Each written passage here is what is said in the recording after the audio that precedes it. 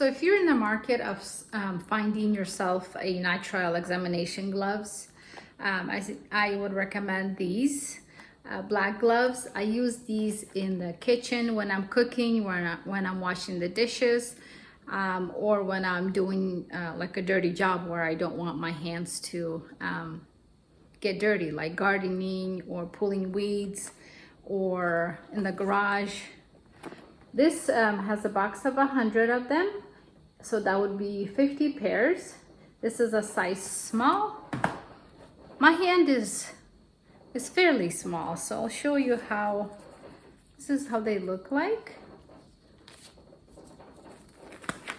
And I like my gloves to be somewhat of a tight fitting. This is how they look like.